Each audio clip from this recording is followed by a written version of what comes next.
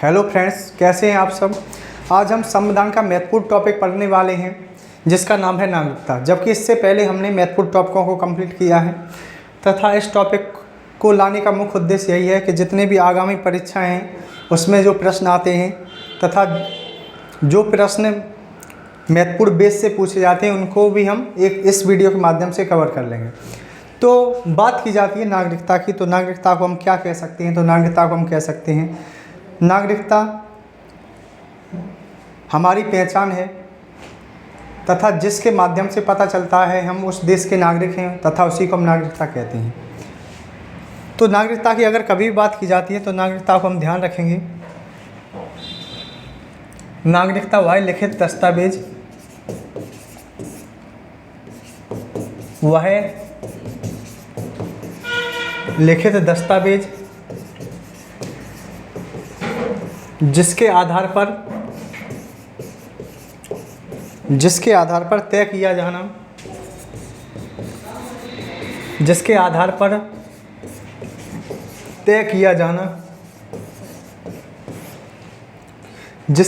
तय किया जाना कि व्यक्ति किस देश का है, व्यक्ति किस देश का है। तो सर्वप्रथम अगर कभी बात की जाती है भारतीय नागरिकता की, तो नागरिकता में हम क्या ध्यान रख सकते हैं। तो नागरिकता में हम ध्यान रखेंगे कि नागरिकता वह लिखित दस्तावेज है जिसके आधार पर तय किया जाना कि व्यक्ति किस देश का है।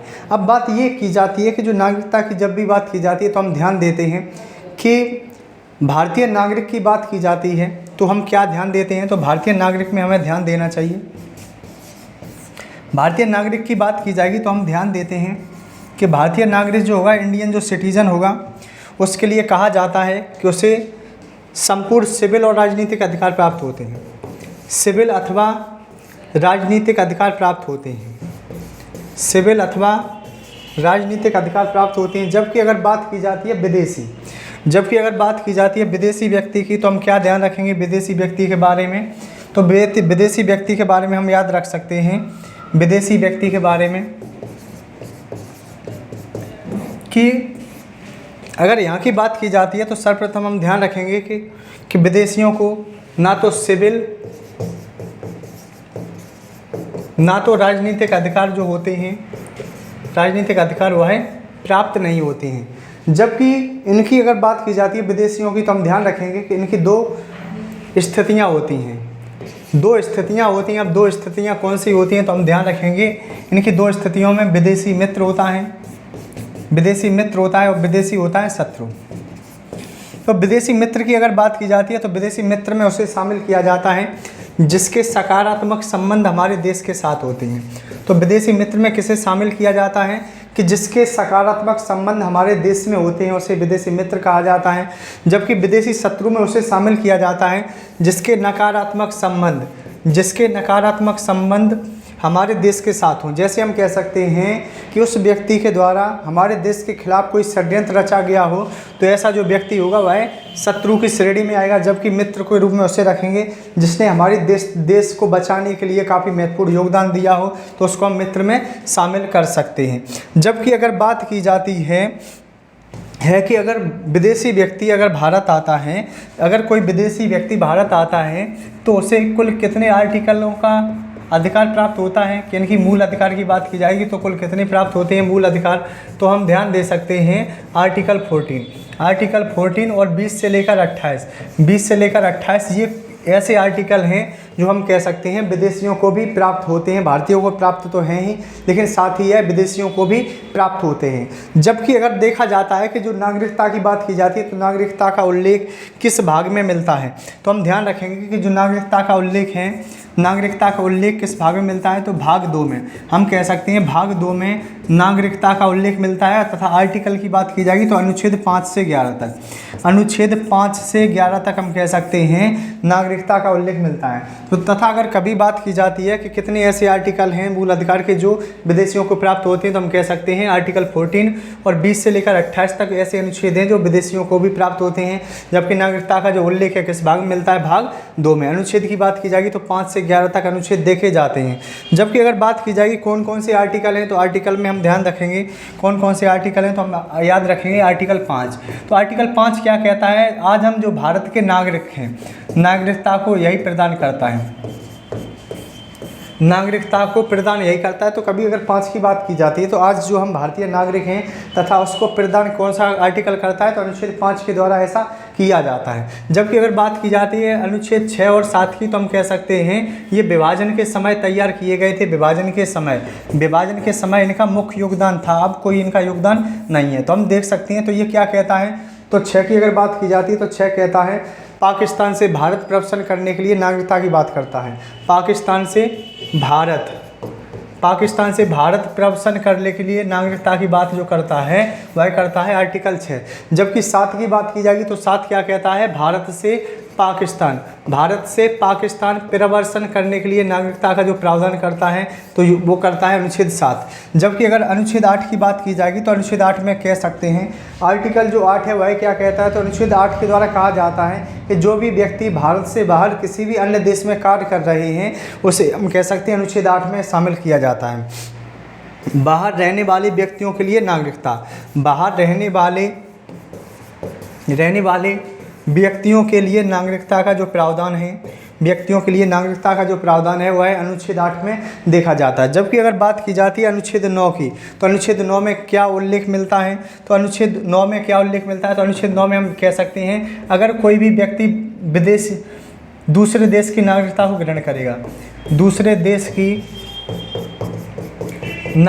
ग्रहण करेगा, अगर कोई भी व्यक्ति दूसरे देश की नागरिकता को ग्रहण करेगा तो भारतीय नागरिकता समाप्त कर दी जाएगी। तो भारतीय नागरिकता समाप्त कर दी जाएगी। तो यहाँ पर ये उल्लेख मिलता है। तो अगर कभी बात की जाती है ऐसा कौन सा अनुच्छेद है जो कहता है कि अगर किसी भी भारतीय व्यक्ति के द्वारा किसी अन्य देश की नागरिकता को ग्रहण किया जाता है तो ऐसी स्थिति में उसकी भारतीय नागरिकता को समाप्त किया जाएगा, तो ऐसा आर्टिकल 9 कहता है। जबकि अगर अनुच्छेद 10 की बात की जाती है तो अनुच्छेद 10 में कहा जाता है जो नागरिकता के अधिकार बने रहेंगे, नागरिकता के अधिकार बने रहेंगे। तो अनुच्छेद ऐसा कौन सा कहता है, तो हम ध्यान रखेंगे अनुच्छेद 10 के द्वारा ऐसा कहा गया है। जबकि अनुच्छेद 11 की बात की जाती है तो नागरिकता पर संविधान संशोधन किया जा सकता है। तो इसमें क्या कहा जाता है अनुच्छेद 11 में, तो हम कह सकते हैं नागरिकता पर संविधान संशोधन किया जा सकता है, नागरिकता पर संविधान संशोधन किया जा सकता है। तो ऐसा यानी कि जो आर्टिकल कहता है वह अनुच्छेद 11 कहता है। जबकि अगर बात की जाती है तो अनुच्छेद 11 ने संविधान संशोधन की बात की, लेकिन आगे चलकर देखा जाता है एक संविधान संशोधन होता है नागरिकता अधिनियम संविधान संशोधन।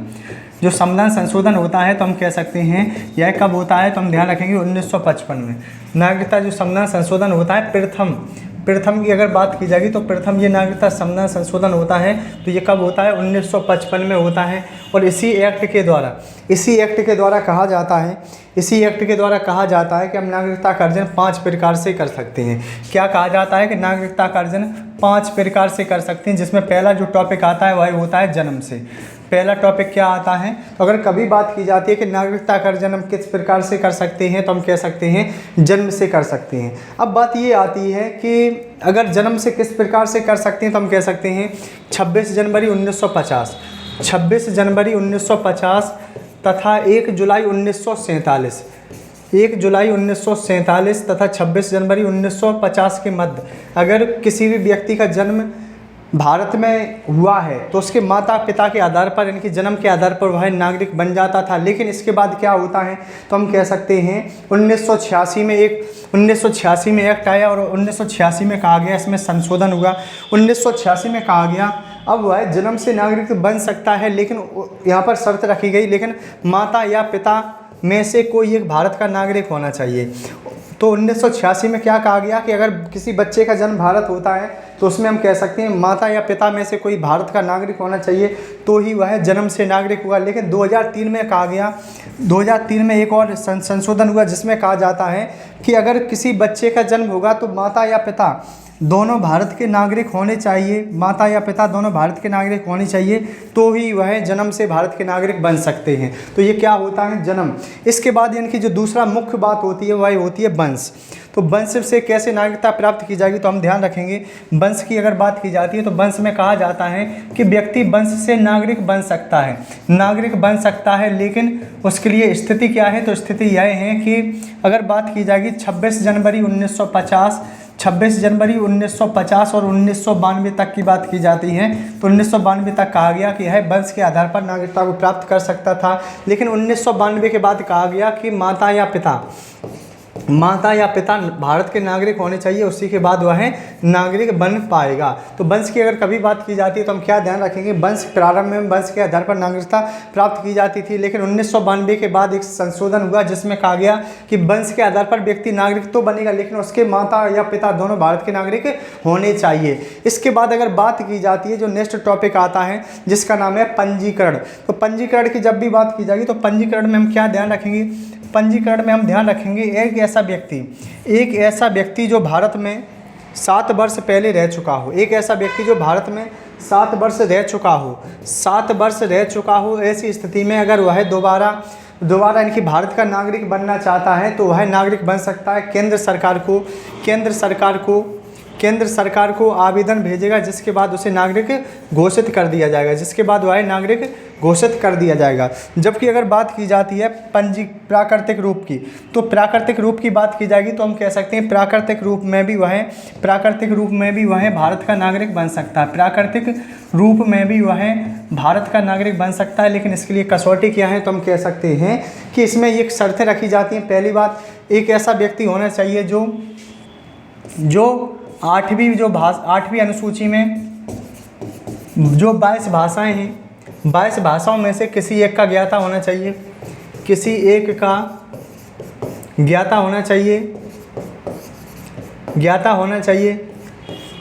तथा ऐसे देश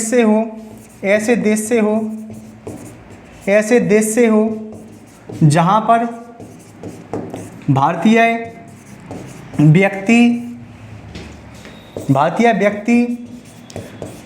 प्राकृतिक रूप से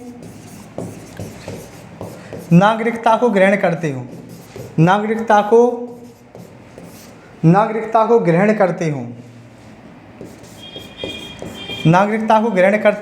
तो ये जो कुछ कसौटियाँ हैं जो हम देखते हैं प्राकृतिक में दी जाती हैं, 8वीं भाषाओं में से किसी एक का ज्ञाता होना चाहिए, तो ऐसे देश से हो जहाँ पर भारतीय नागरिकों को इनकी प्राकृतिक रूप से नागरिक बनाया जाता हो, तो ऐसी स्थिति में यहाँ पर कहा जाता है। लेकिन अगर ऐसा कोई व्यक्ति जो कला साहित्य विज्ञान, अगर बात की जाती है ऐसा कोई व्यक्ति जो कला साहित्य विज्ञान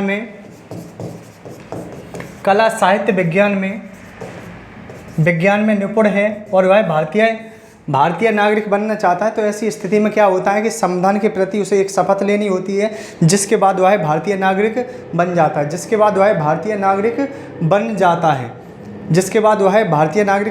है। लेकिन इसके बाद अगर बात की जाती है, जो अन्य तथ्य की बात आती है, तो उसे हम किस रूप में याद कर सकते हैं, तो हम ध्यान रखेंगे क्षेत्र समावष्टि के रूप में भी हम कह सकते हैं नागरिकता को प्राप्त किया जा सकता है। तो क्षेत्र समावष्टि का अर्थ क्या होता है, तो हम कह सकते हैं अगर भारतीय क्षेत्र से अगर कोई विदेशी क्षेत्र जुड़ता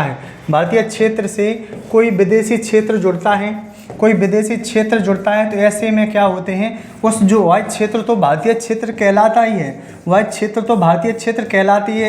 ही है, लेकिन उसके जो नागरिक होते हैं वो भी भारतीय कहलाते हैं, तो हम कह सकते हैं भारतीय के रूप में जाने जाते हैं। तो इस प्रकार हम देखते हैं कि इनकी जो नागरिकता अधिनियम 1955 के द्वारा कहा जाता है कि हम 5 प्रकार से नागरिकता का अर्जन कर सकते हैं, जैसे जन्म से अर्जन किया जा सकता है, वंश से अर्जन किया जा सकता है, प्राकृतिक रूप से अर्जन किया जा सकता है, पंजीकरण के आधार पर अर्जन किया जा सकता है, तथा क्षेत्र समावष्टि के द्वारा भी अर्जन किया जा सकता है। जबकि नागरिकता की समाप्ति की अगर बात आएगी तो नागरिकता अधिनियम 1955 के द्वारा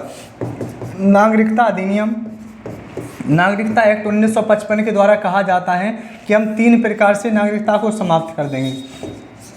3 प्रकार से समाप्त होगी नागरिकता। पहला होता है स्वैच्छिक। तो स्वैच्छिक में हम क्या ध्यान रख सकते हैं, तो स्वैच्छिक में क्या होता है,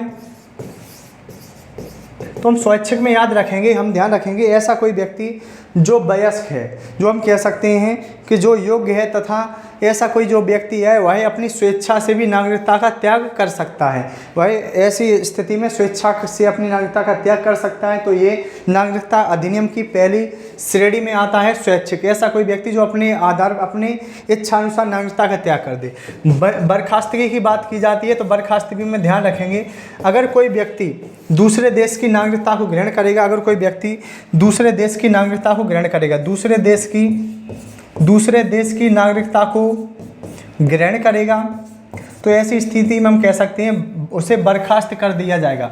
जबकि अगर बात की जाती है वंचित की, तो वंचित में हम क्या ध्यान रखेंगे, तो वंचित में ध्यान रखेंगे ऐसा कोई व्यक्ति जो फर्जी तरीके से नागरिकता का अर्जन करता है, ऐसा कोई व्यक्ति जो फर्जी तरीके से नागरिकता का अर्जन करता है, तो ऐसी स्थिति में उसे वंचित किया जा सकता है। तो हम ध्यान रखेंगे नागरिकता अधिनियम 1955 के द्वारा 5 प्रकार से नागरिकता की प्राप्ति की जा सकती है, जबकि 3 प्रकार से उसका त्याग किया जा सकता है।